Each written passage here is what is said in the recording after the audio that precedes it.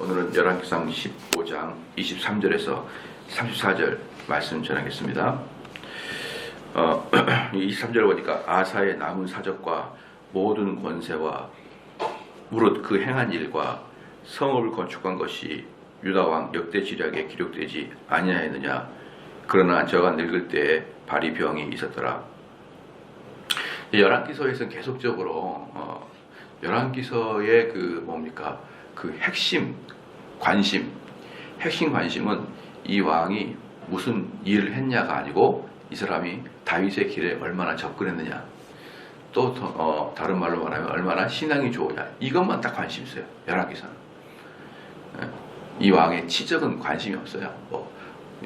외적을 얼마나 무찔렀는지, 땅을 얼마나 넓혔는지, 또 성은 얼마나 쌓는지, 이런 것은 관심은 없습니다. 관심은 없고 오직 이 사람이 신앙에 대해서만 관심이 있는 거예요. 그러니까 뭐라 그러냐면 아사 왕에 대해서 더 알고 싶으면은 그 유다 왕 역대 지략에 기록되지 않냐 이 말이에요. 유다 왕 역대 지략에 기록됐으니까 그걸 보고 아사 왕이 무슨 일을 했는지 알아라. 그걸 보고 알아라.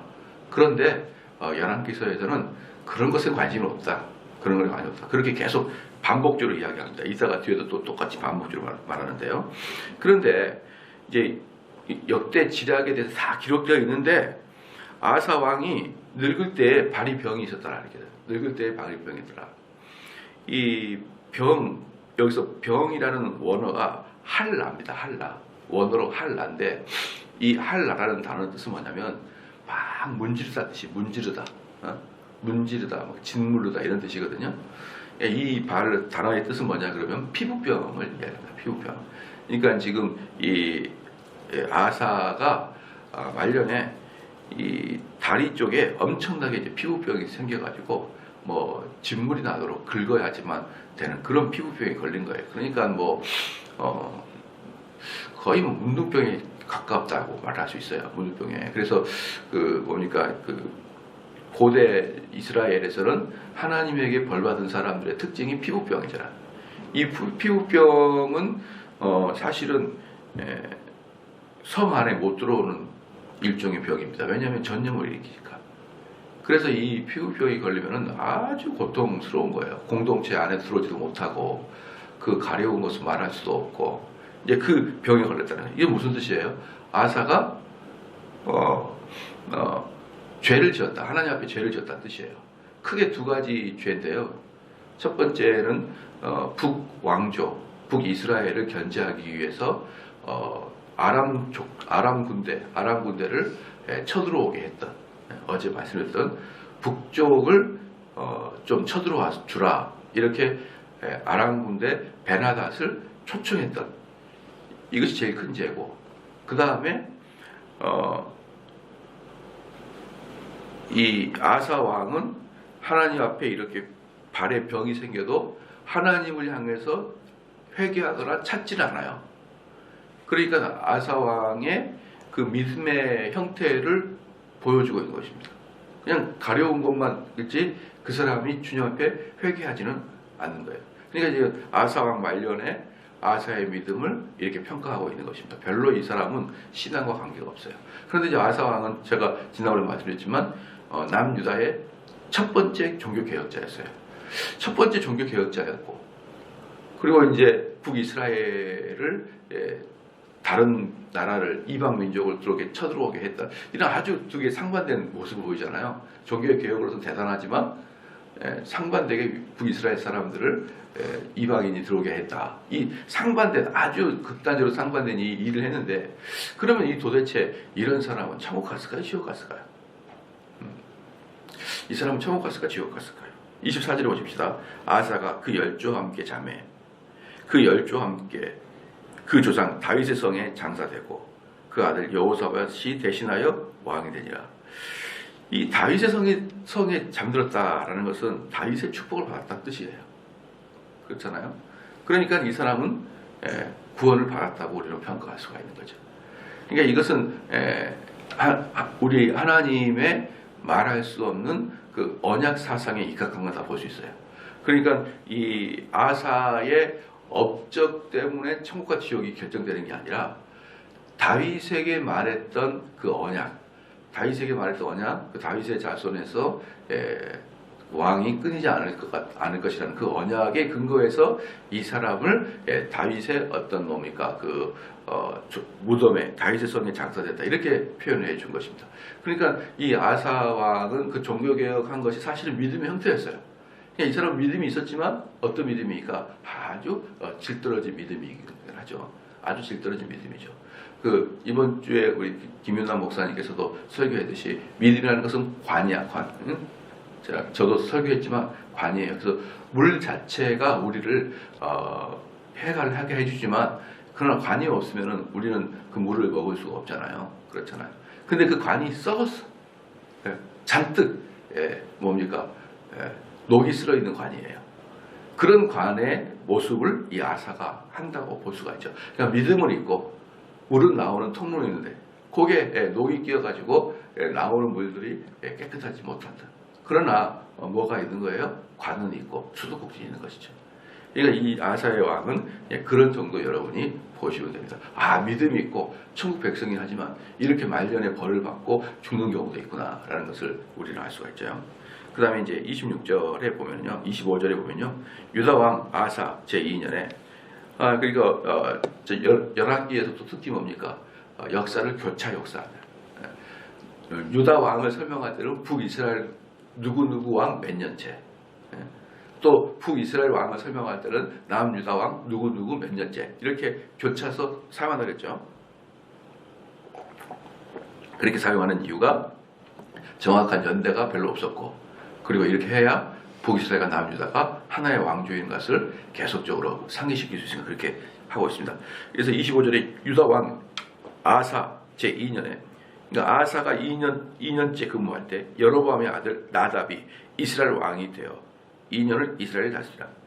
그러니까 북이스라엘은 두 번째 왕이 생기죠. 누굽니까? 나답, 여로보암의 아들 나답이 왕이 되는데 2년만 다스리고 이 사람은 살해를 당합니다. 26절 저가 여호와 보시기에 악을 행하되 그 아비의 길로, 그러니까 방금 아사는 다윗의 길로, 그 다음에 북이스라엘 왕은 아비의 길로, 여로보암의 길로. 그러니까 열왕기에서 선언한 악한한 기준이 다윗의 길과 여로보암의 길, 이렇게 두 개로 딱 보여주고 있는 거예요. 여로보암의 길로 갔다는 것이죠. 나쁘다라는 뜻입니다. 그 아비의 길로 행하며 그가 이스라엘로 범하게 한 그 죄 중에 행한지라. 그러니까 여전히 아버지가 했던 그 우상숭배를 그대로 행하고 있더라는 것이죠. 그대로 행하고 있더라. 지난번에 말씀했지만 이스라엘은 그 이스라엘의 아이덴티티는 뭐예요? 우상숭배 하냐 안 하냐에 달리는 거죠. 우상숭배 안 하냐. 그러니까 어떤 죄를 져도 우상숭배만 안 하면 일단은 용서의 범위 안에 들어가요. 그런데 이 우상숭배는 하나님께서 가장 가증하게 여기는 거잖아요. 그러니까 여로보암은 그 우상숭배를 가지고 들어왔고 그 아들은 그 길을 여전히 행하고 있다는 것이죠. 27절에 이에 이사갈 족속 아이야의 아들 바아사가 저를 모반하여 블레셋 사람에게 속히 기브돈에서 저를 죽였으니 이는 나답과 온 이스라엘이 기브돈을 에워싸고 있었습니다. 그러니까 이제 여기서 이제 바아사라는 그 장수가 있었어요.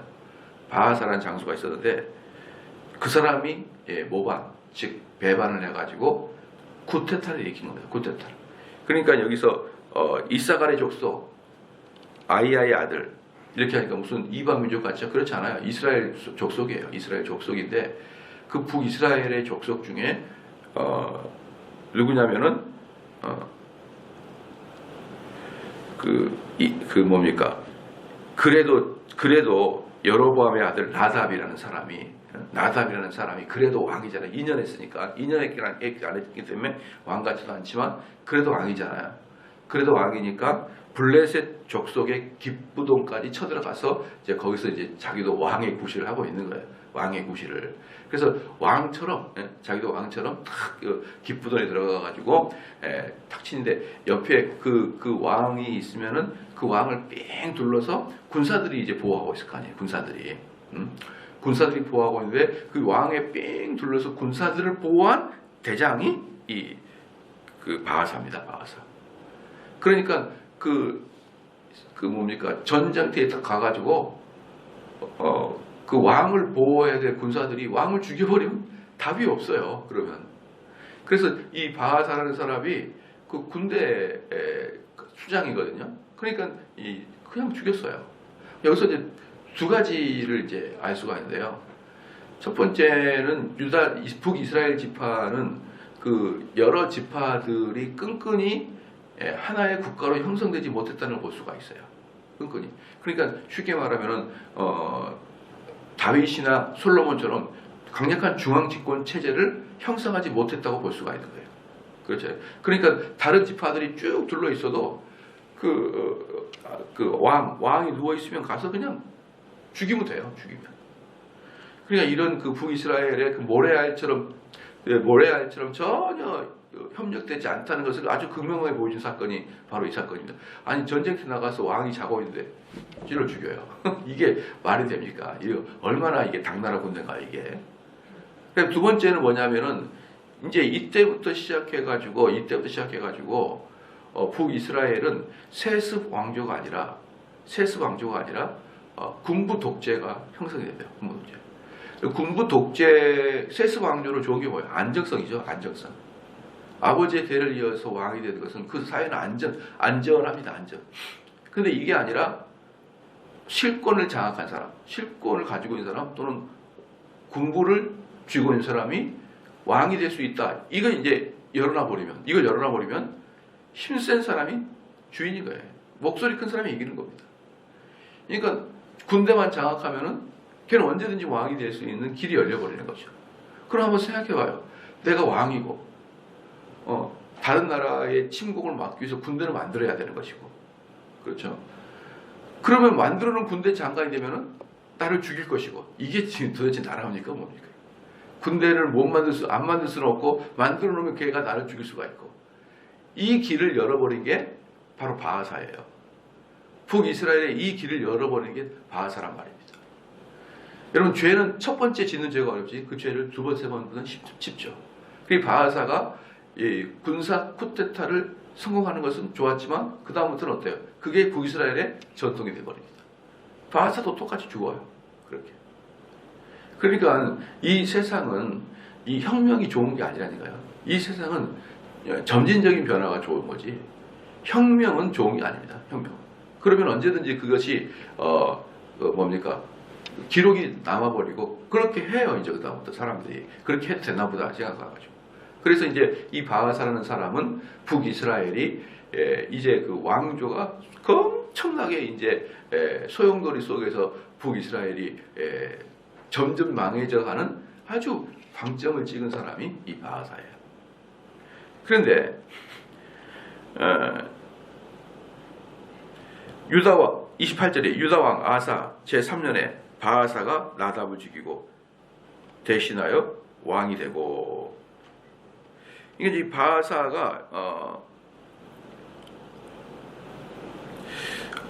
바하사가 이제 나답을 죽이고 이제 왕이 왔어요. 왕이 되고 그때가 이제 아사 3년 때, 아사왕 3년 때 바하사가 왕이 됐습니다. 이 바하사가 나중에 이 아사왕을 쳐들어와요. 그죠? 이 바하사. 근데 바하사가 북이스라엘의 왕이 된 것은 아사왕 3년 때 왕이 됐다. 그러다가 절치부심 왕권을 키워서 나중에 또 침공이 오죠. 그러니까 기본적으로 이 바하사는 어떻습니까? 전쟁이 능한 장수이기 때문에 아주 그런 것은 일가견이 있어요. 29절에 왕이 될 때 여로보암의 온 집을 쳐서 생명 있는 자를 하나도 남기지 아니하고 다 멸하는데 여호와께서 그 종 실로 사람 아히야로 하신 말씀과 같이 되었습니다. 그러니까 이제 그 여로보암의 집을 다 죽였는데 어떻게 죽이냐면 멸절을 시켜버려요. 멸절을 시키는데 왜 멸절을 시키겠습니까? 그 중에 왕의 족속 하나만 나와도 그 사람은 이 바하사를 언제든지 공격할 수 있는 여건이 되기 때문에, 그렇죠? 자기가 그렇게 했기 때문에 불안한 거예요. 자기가 암살을 해가지고 죽였기 때문에 자기가 불안해서 여로보암의 그 족속 중에 하나도 남기지 않고 다 죽였습니다. 그런데 이것은 뭐냐 그러면 여로보암이 하나님 앞에 죄를 졌기 때문에 벌을 받은 거예요. 잘 기억하십시오. 비록 이게 쿠데타지만 그러면 우리가 윤리적으로는 바하사가 잘못한 거예요. 왕을 밀어냈으니까. 그런데 이 여로보암은 멸절당할 만큼이나 악을 저지른 거죠. 그러니까 이 여로보암은 하나님 앞에 죄를 졌기 때문에 하나님에 대한 벌을 받은 거예요. 그럼 바하사는 뭡니까? 하나님이 미워하는 자를 벌을 줬기 때문에 의인이 아니라 얘는 또 프레임을 항상 이렇게 봐야 돼요. 이 아사하고 바하사 또는 그러니까 여로보암하고 여로보암의 가문과 바하사를 이렇게 한 틀로 딱 봐요. 여로보암과 바하사의 집안을 한 틀로 봐. 그러면은 여로보암은 하나님께 벌을 받은 거예요. 그죠? 근데 이 틀을 바하사를 딱 봐. 그럼 바하사는 배반하는 배신자예요. 바하사의 악을 통하여 여로보암의 악을 제거해요. 그러나 바하사는 악이 남아요. 그게 제가 늘상 말씀드리는 하나님의 방법이라니까요. 하나님께서는 악한 자를 치시려고 악한 자를 일으켜요. 그리고 그 악한 자를 또 죽여요. 연속적으로. 참 재밌죠? 이게 참 재밌는 거예요. 보편적으로는 우리나라 영화에서 보면 악한 자는 선한 자가 나중에 죽이잖아요. 실컷 당한 자가 나중에 죽이잖아요. 근데 성경의 원리를 상당히 많은 부분에 악한 자를 악한 자가 죽이고 나머지 이 악한 자가 나중에 또 하나님께 벌을 받은 그런 순차적인 방식이 많고, 그리고 실제적으로 사실은 이 세상이 그래요. 영화처럼 흑백의 논리가 아니에요. 영화처럼 악한 자를 선한 사람이 징벌하고 그게 아닙니다. 현실을 보면은 다 악한 놈이 더 악한 놈을 쳐 죽이고 더 센 놈이 또 나와서 죽이고 그것의 연속인 것이지, 자기 중심적으로 보니까 쟤는 악하고 나는 선이야. 내 중심적으로 보니까. 근데 프레임을 자꾸 이렇게 바꿔보면은 쟤도 악하고 나도 악하고 계속 악한. 배반은 악한 거죠. 어쨌든 배반은 악한 거잖아요. 자, 그래서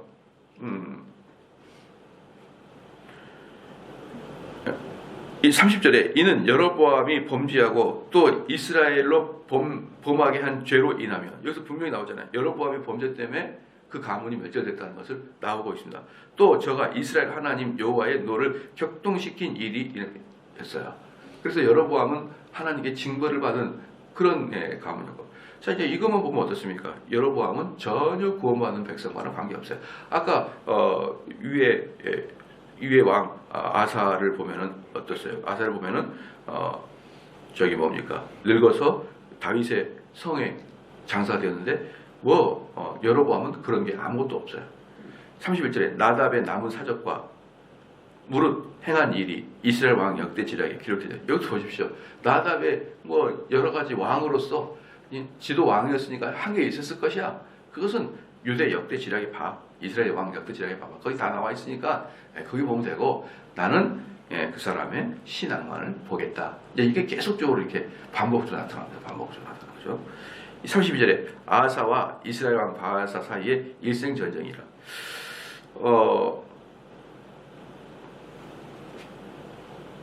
그러니까 이제 아사와 이스라엘 바하사는 어때요? 그러니까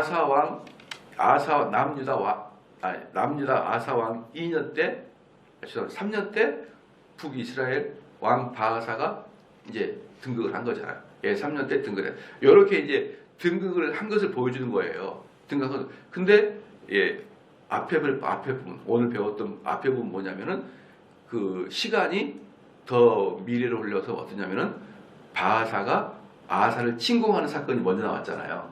바하사가 아사를 침공한 사건이 먼저 나왔어요. 그런데 지금 오늘은 그 바하사가 어떻게 왕이 되었는지를 보여주고 있는 거예요.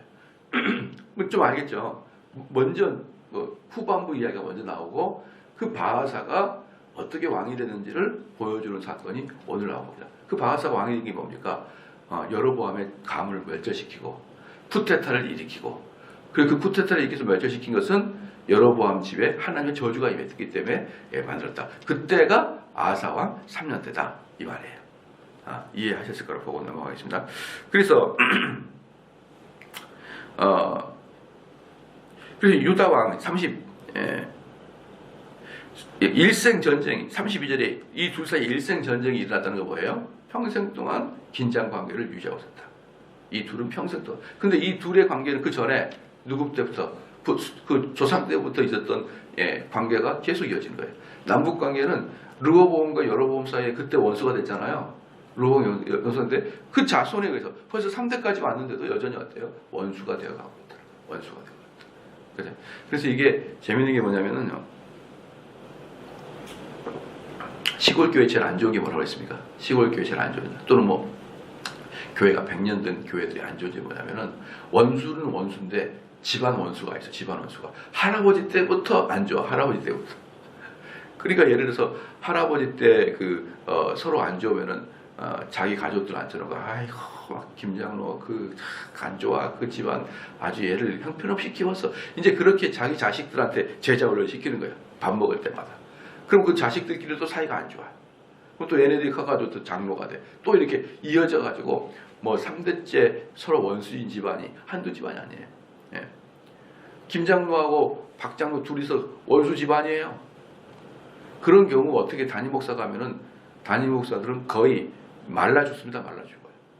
그 사람들은 아주 예민해가지고 누구 편을 좀 더 듣나 그것만 하나님 말씀의 은혜를 받을 생각 안 하고 저 담임 목사님이 김장로를 좀 좋아하나 박장로를 좀 좋아하나 이것만 자꾸 아주 예민하게 있다가 탁 하나 조금 저쪽에 가서 마음을 확 닫아버려요. 이런 식의 교회가 많습니다. 그런 식의 교회들은요 담임 목사가 하면 절대로 목회를 못해요. 목회 못합니다. 뿌리가 얼마나 깊은지 목회를 못해요. 서로 화해? 이건 이미 물 건너가 버려요. 물 건너갔습니다. 그러니까 결국은 쫓겨나는 건 담임 목사가 쫓겨나게 돼 있는 거예요. 그런 데는. 여러분 그런 데를 우리는 교회라고 볼 수 있을까라고 싶을 정도로. 그런데 여기서도 보면 어때요? 이미 여로보암 르호보암 사이를 벌써 3대째가 가까이 왔는데도 어때요? 서로 일평생을 으르렁거리고 싸울 수밖에 없는 것이에요. 그러면 보십시오. 그 다음에 33절에 유다왕 아사 제3년에 아이야의 아들 바아사가 디르사에서 온 이스라엘 왕이 되어 3년 만에 왕이 되어 몇 년을 24년 지리합니다. 바아사가 24년을 지지해요. 그리고 바아사는 이때 왕이 돼가지고 아사 왕 3년 때 왕이 돼가지고 차근차근 남쪽을 점령해 나가다가 결국 아사 왕 때 그 예루살렘의 북쪽 6km 지점까지 들어와서 어때요? 진을 치고 있었어요. 예루살렘의 북쪽 6km까지 들어와서 진을 쳤었기 때문에 아사 왕이 깜짝 놀라가지고 아람 군대 왕한테 말해가지고 북쪽을 쳐다라 말했던 이유가 바로 그것 때문에 그러거든요. 근데 그 왕이 아사 왕 3년 때 왕이 돼가지고 몇 년을 칩니까? 24년을 칩니다. 24년. 여러분 한 왕이 24년을 치리를 하게 되면요 상당한 경제적 또는 군사적인 강화를 했기 때문에 그렇게 되는 거예요. 경제적으로 부흥했고 군사적으로 단단했기 때문에 바아사가 오랫동안 통치할 수 있었고 바아사를 향해 쿠데타를 일으키지 못했던 겁니다. 강성한 왕권을 가지고 있었던 거예요. 그것은 뭐냐면 국가를 잘 이끌었고 국가를 강성대국으로 만들었다는 뜻이에요. 그러니까 바아사는 왕으로서 상당히 괜찮은 왕이었습니다. 그런데 그 왕을 평가하는 건 딱 하나예요. 34절에 바아사가 여호와의 보시기에 악을 행하라. 이거 한 길입니다. 이거 한 길. 그러니까 이 바아사가 24년을 왕을 통치하고 왕으로서 국가를 반듯하게 만들었어요. 근데 성경은 그 사람을 한 줄로 평가해버려요. 한 줄로. 예. 다윗의 이야기는 수십 장이잖아요. 수십 장 다윗의 이야기는. 그런데 이 바아사의 얘기는 한 줄 뭡니까? 믿음이 없었다. 예. 바아사는 믿음이 없었다. 그 한 줄이에요. 34절에 바아사가 여호와의 보시기에 악을 행하되 여로보암의 길로 행하면 딱 한마디. 걔가 여로보암의 길이냐? 다윗의 길이냐? 걔는 여로보암의 길이다. 그가 이스라엘을 범한 그 죄 중에 행하였더라. 그렇잖아요. 이게 그러니까 인생이라는 게 그런 거라니까요. 우린 이 땅에서 뭘 했냐가 별로 중요한 게 아니에요. 뭘 했냐가 이 땅에서 뭘 했냐가 중요한 게 아니라는데 왜 그렇게 신앙까지 포기하고 뭘 하려고 하냐 이 말이죠. 내가 이 땅에서 출세 성공 그렇게 해봐도 하나님 보시기에 개똥이는 믿음이 없었다 한마디예요. 개똥이 믿음이 없었다. 걔가 이 땅에서 법무부 장관 했다. 하나님한테는 그건 눈에 들어오지도 않습니다. 그게 뭘 중요한 겁니까? 제가 지난번에도 말씀드렸지만 우리나라 역대 법무부 장관 여러분 이름 기억난 사람 있냐고요. 지금 법무부 장관 말고 거의 없어요. 검찰총장 머리에 기억나는 사람 있어요? 거의 없어요. 우리들에게도 그 사람들은 중요한 인물이 아닙니다. 겨우 기억한 사람은 대통령이나 기억하는 것이지. 그 뭐 대통령 바로 최측근 뭐 대통령 비서실장이니 뭐 국정원장이니 여러분 기억납니까? 누가 기억나요? 거의 기억이 안 납니다. 그게 인생이라니까요. 이 땅에서 아무리 치고 올라가 봐요. 누가 기억이나 해주는지. 그건 무슨 말이에요? 인생을 누가 그렇게 기억해 주는 게 아니라 그냥 왔다가 그렇게 한번 화려하게 살다가 티끌처럼 사라져 버려요. 그게 인생이란 말이에요. 그런데 그거 법무부 장관도 검찰총장도 아무도 기억도 안 해주는 이 시국에 그거보다 더 높은 데 올라가서 누가 있어요? 더 높은 데 올라가서 누가 있습니까? 기업체도 마찬가지죠. 삼성이나 현대나 이런 사람들의 사장이나 재벌이나 기억하지. 그 부회장 삼성 갤럭시를 개발해서 전 세계의 갤럭시를 쫙 뿌렸던 그 부사장 이름 알아요? 그 사람? 갤럭시라 쓰고 앉아있지. 이 신형인가 보다 이러면서 그 사람을 개발해가지고 전 세계 막 삼성을 먹여 살리고 한국을 먹여 살리고 반도체를 개발한 그 박사들 기억하시냐고요. 아무도 기억 안 해줍니다. 아무도 기억 안 해줘요. 그러면 법무부 장관, 검찰총장, 그러면 국정원장 아니면 삼성의 그런 부회장들은요 월급이 120억씩 그래요. 120억씩. 그 120억씩 받는 회장들 티끌처럼 사라져버리고 없잖아요. 그것보다 더 높이 올라갔어요. 어디 있어요? 대한민국에. 대한민국에 그 사람보다 더 출세한 사람이 어디 있습니까? 그런데 인간들도 기억을 안 해주는데 하나님 보시기에 삼성전자 누구 사장 믿음이 없었더라 끝. 누구 검찰총장 믿음이 없었더라 끝. 지옥 인생입니다, 여러분. 그들이 악해서 여러모함의 길을 갔더라 끝. 여러분 이런 인생 살지 마시란 말이에요. 제가 계속 말씀드린 건 바로 그거예요. 인생이 그렇게 대단한 게 아니에요. 누구든지 인생 대단한 거 아닙니다. 그 대단한 인생, 얼마나 위대한 일을 한다고 주님까지 배신하면서 주님의 믿음의 길을 따라가지도 않으면서 그 길을 꾸역꾸역하면서 나중에 마무리했대. 그렇게 말을 듣고 마무리가 됩니까? 열왕기서는 핵심이 그거예요. 마지막에 딱 한 글자씩. 걔가 믿음이 없었다. 걔가 다윗의 길로 갔다. 이렇게 한 글자씩 딱 비석에 세워지는 것처럼 새겨놔요. 이걸 보면서 여러분들 인생을 한번 봐보시란 말이에요. 왕이 되고 지가 되려고 막 사람 죽여서까지 왕이 되고 역사혁명을 일으키고 백날 그래봐야 다 역사가 다 죽고 없어져요. 없어지고 하나님 평가만 나왔습니다.